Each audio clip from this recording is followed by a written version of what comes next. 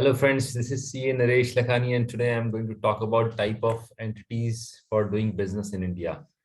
So as we know, there are many type of entities one can have to run the business, and the smallest one and to start many people have is as sole proprietorship. Sole proprietorship कुछ खास नहीं है। मैं नरेश लखानी हूँ। नरेश लखानी के नाम से ही मैं एक फॉर्म बना सकता हूँ जिसको नाम कुछ भी हो सकता है, नरेश लखानी एंड कंपनी हो सकता है या और किसी नाम से बना सकता हूँ। नॉर्मली प्रोफेशनल्स और small businesses as I mentioned उसको सोल प्रोप्राइटरशिप में रन करते हैं, बट उसकी लिमिटेशन होती है, बहुत ज़्यादा प्रोफेशनल लगती है। There are it's ease of doing business के पॉइंट ऑफ व्यू से तो बहुत अच्छी है। आप एक करंट अकाउंट खुला लो, बिजनेस रन करो, लाइबिलिटी आपकी अनलिमिटेड होगी। कोई भी केस होगा, कोई भी इशू होगा, वो personally you will be responsible for all the acts of the company. Company को ग्रो करने में थोड़ा सा डिफिकल्टीज हो सकती हैं, specially it doesn't look that much of corporate kind of environment, and people may not like to work with you because it looks like an individual one man show. Everything is dependent on one person. और specially अगर आपको grow करना है, capital introduce करनी है, तो लोग usually partnership या फिर पब्लिक लिमिटेड कंपनी या प्राइवेट लिमिटेड कंपनी की तरफ people move. Again you are individual. आप as for taxation point of view आपको टैक्स भी जो है इंडिविजुअल पॉइंट ऑफ व्यू से ही देना पड़ेगा। वही सारे एग्जाम्पशन, बेसिक एग्जाम्पशन, रेट्स वगैरह सब कुछ लग जाएंगे। आपकी जो नॉर्मल दूसरी इनकम है उसके साथ आप अपनी बिजनेस की इनकम को ऐड कर दोगे, और as individual you can file your tax return. तो बड़ा इजी है, बट अगेन ग्रो करने के लिए कोई बहुत ज़्यादा अट्रैक्टिव नहीं है, और कैपिटल आपको खुद ही लगानी पड़ेगी मोर और लेस। लोन्स भी यूजुअली कम मिलते हैं इसमें अनलेस आप कोई मॉर्टगेज देते हो। अगेन सब चीज़ों के जैसे प्लस माइनस है, इसके भी अपने हैं। उसके बाद मोर प्रोफेशनल टाइप की मैं बात करता हूँ, और कौन कौन सी टाइप की हैं। सबसे पहले मैं बात करूँगा वन मैन या वन पर्सन कंपनी की बात करूँगा। वन पर्सन कंपनी जो है उसके अंदर जो है प्राइवेट लिमिटेड कंपनी की तरह ही है लिटिल बिट, लेकिन थोड़े से रिलैक्सेशन उसमें ज़्यादा है। कंपनीज एक्ट 2013 के अंदर इसको सपोर्ट करने के लिए बनाया गया था for ease of doing business. But income tax point of view से वन मैन कंपनी और प्राइवेट लिमिटेड कंपनी में कोई फर्क नहीं है, वही डबल टैक्सेशन लगेंगे। हाँ, आपको कहीं ना कहीं रिलैक्सेशन है। आप जो कंप्लाइंसेस हैं वो कंपनी पॉइंट ऑफ व्यू से कम है।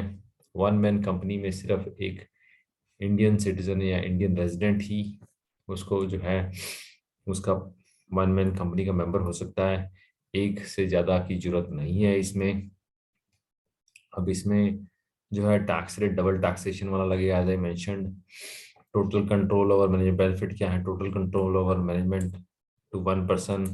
कंप्लाइंसेस कम है, एक्सेप्शन दी गई है इसके अंदर। कंपनीज एक्ट के अंदर बहुत सारे प्रोविजंस की लाइबिलिटी लिमिटेड है जो डिफरेंट है सोल प्रोप्राइटरशिप से जो बात कर रहा था। मिनिमम कैपिटल की एज सच कोई रिक्वायरमेंट नहीं है। अगेन टैक्सेशन डबल टैक्सेशन होगा।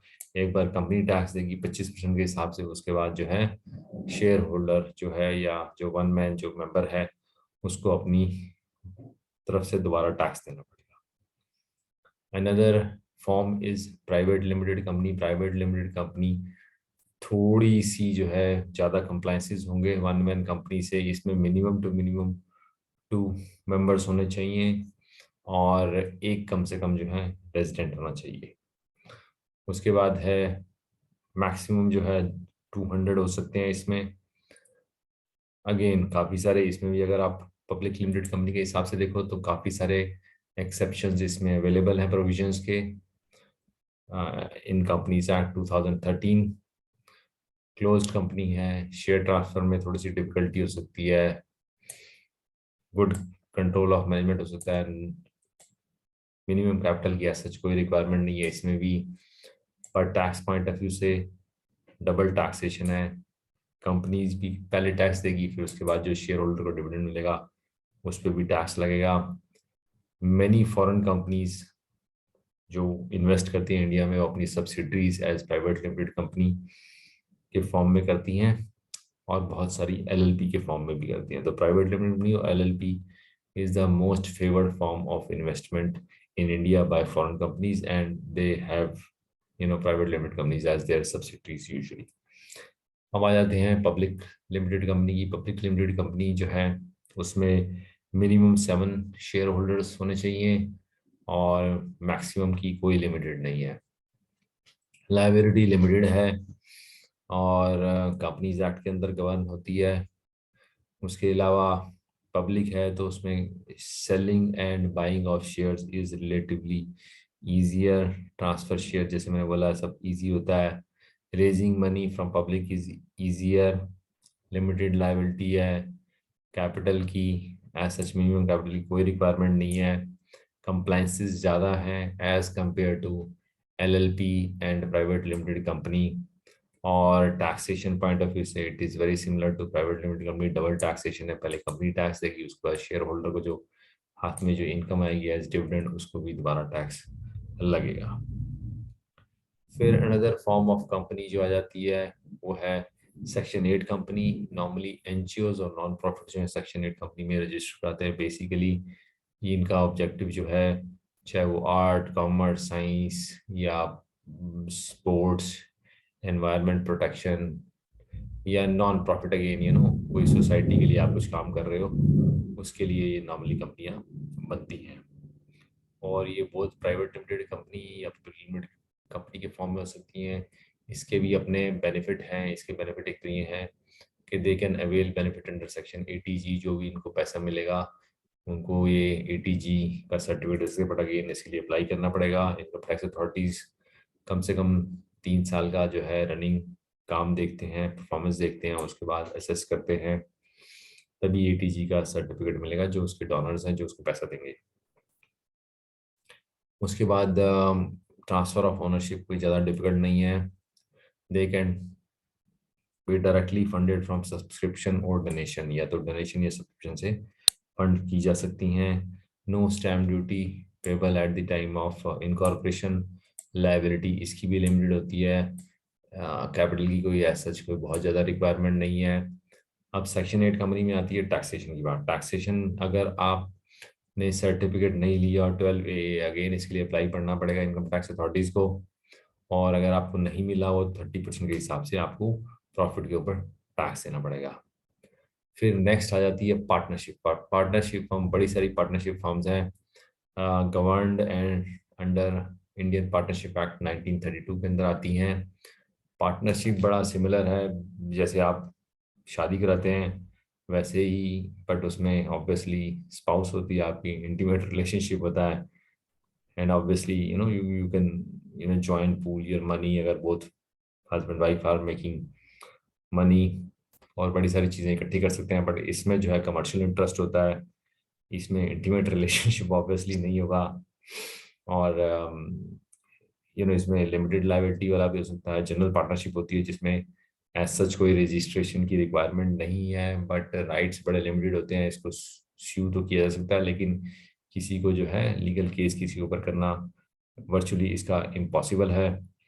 और पार्टनर्स की जो लायबिलिटी है वो अनलिमिटेड होती है। इसमें एज सच रजिस्ट्रेशन की तो कोई रिक्वायरमेंट नहीं है।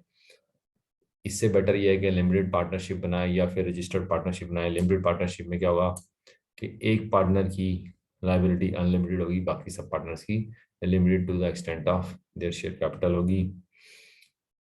और अगर आपने रजिस्टर कराया है तो आप किसी को कोर्ट केस भी कर सकते हैं और ऑब्वियसली आपके ऊपर भी हो सकता है। अब बेनिफिट क्या है? स्टार्टअप कॉस्ट जो है इसकी काफ़ी कम है। बोरिंग कैपेसिटी बेटर है as compare to sole proprietorship. And again capital introduce भी कर सकते हैं काफ़ी सारे पार्टनर मिल के। लिमिटेड एक्सटर्नल रेगुलेशन, जो रेगुलेटरी रिक्वायरमेंट है वो काफ़ी कम है। लेकिन पार्टनरशिप का जो टैक्सेशन है वो taxed at higher rate, highest rate जो होगा ब्रैकेट का उसके ऊपर पार्टनरशिप को टैक्स लगता है। और वो पार्टनरशिप के हाथ में टैक्स लगेगा, लेकिन डबल टैक्सेशन नहीं लगेगा। जो उसके मेंबर्स हैं, ये जो पार्टनर्स हैं, उनके हाथ में दोबारा टैक्स नहीं लगेगा। पार्टनर्स को सैलरी मिल सकती है, इंटरेस्ट ऑन कैपिटल भी मिल सकता है। उसके बाद आ जाती है जी लिमिटेड लायबिलिटी पार्टनरशिप। ये लिमिटेड लाइबिलिटी पार्टनरशिप एक्ट 2008 के अंदर गवर्न होती है। और इसके अंदर क्या है कि जो पार्टनर्स हैं, पार्टनरशिप फॉर्म है, लेकिन इसकी लाइबिलिटी जो है वो लिमिटेड है। Many professionals prefer this way, going with limited liability. इसकी कंप्लाइंसेस कम है, इसका टैक्सेशन भी जो है डबल टैक्सेशन नहीं है। लिमिटेड लाइबिलिटी पार्टनरशिप को देना पड़ेगा टैक्सेशन हाईएस्ट रेट जो बेसिकली 30% का है। और उसके बाद जो है पार्टनर्स को उनके हाथ में जो डिस्ट्रीब्यूशन होगा उसमें टैक्स नहीं देना पड़ेगा। फॉर्मेलिटीज काफ़ी कम है as compare to private limited company. Minimum capital की कोई रिक्वायरमेंट नहीं है। और काफ़ी सारी जो है इंटरनेशनल कंपनीज जो हैं इंडिया में जब इस्टेब्लिश करती हैं, या स्टार्टअप्स जो हैं लिमिटेड लाइबिलिटी पार्टनरशिप फॉर्म से करती हैं। अगेन क्योंकि डबल टैक्सेशन का इशू नहीं है इसमें, कोई कंपलसरी ऑडिट का भी कोई इशू नहीं है इसमें, एटलीस्ट मिनिमम थ्रेशोल्ड के हिसाब से। अगर टर्नओवर एक पर्टिकुलर लेवल से नीचे है, या जो बेसिकली टैक्स ऑडिट से नीचे वाली जो सिचुएशन है उसमें ऑडिट का भी सिचुएशन नहीं है। कंप्लाइंसेस अगेन काफ़ी कम है। अगेन हाईएस्ट टैक्स रेट जो है उसके ऊपर टैक्स लगेगा, लेकिन डबल टैक्सेशन नहीं होगा। आप पार्टनर्स को, जो लिमिटेड लाइबिलिटी के पार्टनर्स हैं, उसको सैलरी भी दे सकते हैं, इंटरेस्ट ऑन कैपिटल वगैरह दे सकते हैं अंडर सर्टन कंडीशंस। उसके बाद आ जाता है जी HUF, या Hindu undivided family. Hindu undivided family जो है tax saving point of view से क्वाइट गुड, क्योंकि इसमें इंडिविजुअल के जो ब्रैकेट्स हैं, एग्जाम्पशंस हैं, और जो रेट ब्रैकेट्स हैं, रेट जो लोअर रेट ऑफ ब्रैकेट्स हैं, उसका फ़ायदा मिल सकता है आपको। इसके लिए आपको रिलीजन में as far as possible Hindu Hindu होना पड़ेगा, जैन होना पड़ेगा, बुद्धिस्ट होना पड़ेगा, सिख होना पड़ेगा। तो इसको HUF, हिंदू अनडिवाइडेड फैमिली बोलते हैं। इसका अपना पैन कार्ड आपको अप्लाई करना पड़ेगा, इसको अपनी जो है टैक्स रिटर्न फाइल करनी पड़ेगी। इसमें एक कर्ता होगा जिसका जो है नॉर्मली रजिस्ट्रेशन के टाइम पे जो HUF का पैन कार्ड लेने के समय इसका कर्ता का पैन कार्ड भी इंफॉर्मेशन भी जाएगी। Tax saving point of view से अगेन क्वाइट गुड है। उसके अलावा फॉर्म करने के लिए शादी के समय जो आपको मिलता है, बेसिकली आपको जो फंड्स मिलते हैं, जो आपको गिफ्ट्स मिलते हैं, जो पैसे मिलते हैं, उससे आप फॉर्म कर सकते हो। कहीं ना कहीं इसको फॉर्मलाइज करने के लिए आपको एक इसकी HUF डीड बनानी पड़ेगी। एंड अगेन जो मैंने आपको बताया कि थोड़ा लोअर लेवल के जो आपको सारे टैक्स ब्रैकेट का आपको फायदा मिल जाएगा। डबल टैक्सेशन नहीं है जो आप डिस्ट्रीब्यूट करेंगे मेंबर्स को, और इस पे भी आप सैलरी दे सकते हैं। इंटरेस्ट ऑन लोन, जो भी लोन या कोई दे रहा है पार्टनर, सॉरी मेंबर जो इसमें दे रहा है, उसको आप इंटरेस्ट भी दे सकते हैं ऑन लोन में। लास्ट में डिस्कस करूंगा जो सिमिलर टू ब्रांच ऑफिस की तरह ही थोड़ा बहुत चलता है, liaison liaison office. Liaison office are popularly option for foreign investor जो इंडिया में आते हैं, जो एक्सप्लोर करने आते हैं इंडियन मार्केट, देखना चाहते हैं, टेस्ट करना चाहते हैं कि कैसी मार्केट है। Overall unsure of how countries liberalizing FDI cap will affect their business। इसमें आपको काम धंधे करने का नहीं है, इसमें सिर्फ आप ऑब्जर्व कर सकते हो, इंफॉर्मेशन गैदर कर सकते हो, और बेसिक ग्राउंड वर्क कर सकते हो। इसका जो रेगुलेशन है वो फेमा के अंडर होगा, अप्रूवल प्रोसेस वगैरह सब उसी में होगी। ब्रांच ऑफिस में आप काम कर सकते हो, यूजुअली बैंक्स जो हैं वो ब्रांच ऑफिस की तरह ऑपरेट करते हैं। इसके कुछ बेनिफिट्स भी हैं, फॉरेन इन्वेस्टर को बहुत ज़्यादा इसमें कंप्लाइंसेस नहीं करने पड़ते। आप इंपोर्ट एक्सपोर्ट का काम करते हो तो उसके लिए आप बना सकते हो लाइजन ऑफिस या ब्रांच ऑफिस बना सकते हो। उसके बाद आपको बहुत ज़्यादा इसमें जो है कंप्लाइंसेस की ज़रूरत नहीं है। लाइजन ऑफिस में आइडियली प्रॉफिट नहीं होना चाहिए, क्योंकि इसमें बिजनेस करने की आपको इजाज़त नहीं है। बट अगर होता है या ब्रांच ऑफिस में, तो फॉरेन कंपनी के हिसाब से आपको टैक्स देना पड़ेगा, जो इफेक्टिवली आपको 41.82% टैक्स पड़ेगा, और हाईएस्ट रेट के हिसाब से ही आपको मोर और लेस आप कह सकते हैं पड़ेगा। तो एक बार नटशेल में आपको मैं फिर दोबारा फटाफट बता दूंगा कि कौन कौन सी फॉर्म में आप इनकॉर्पोरेट कर सकते हैं, या लीगल एंटिटी कौन कौन सी है जो आपके पास ऑप्शन है। सबसे पहले मैंने आपको बताया सोल प्रोप्राइटरशिप। आप अपने हिसाब से जैसे एज ए इंडिविजुअल उसी के नाम पे एक फॉर्म बना लोगे, उसका नाम भी कुछ रख सकते हैं, लेकिन आपकी एज ए इंडिविजुअली आपको टैक्सेशन देना पड़ेगा। फिर वन मैन कंपनी है जो रजिस्टर करानी पड़ेगी आपको रजिस्ट्रार ऑफ कंपनीज के साथ, एक मेंबर उसमें चल जाएगा। प्राइवेट लिमिटेड कंपनी है जिसमें 2 से लेकर 200 लोग हो सकते हैं। पब्लिक लिमिटेड कंपनी है जिसमें 7 से लेकर अनलिमिटेड लोग हो सकते हैं। पार्टनरशिप मैंने आपको बताया था, जनरल पार्टनरशिप, लिमिटेड पार्टनरशिप। फिर उसके बाद डिस्कस किया था मैंने लिमिटेड लायबिलिटी पार्टनरशिप, HUF। तो और उसके बाद ये एन ऑफिस या ब्रांच ऑफिस की बात हो रही थी। तो ये सारे फॉर्म हैं। इट ऑल डिपेंड्स ऑन कि आपको कौन सा सूट करता है। आप मार्केट से लोन उठाना चाहते हैं, आप लायबिलिटी लिमिटेड चाहते हैं, आप फ्लेक्सिबिलिटी कितनी चाहते हैं, टैक्सेशन के रेट्स कैसे होंगे, ये सब चीज़ों के ऊपर आपका डिसीजन डिपेंड करेगा। And I hope you enjoyed my video, and if you really liked it you can subscribe my channel and like the video and share with your friends and circle. Thank you. Bye bye. Good day.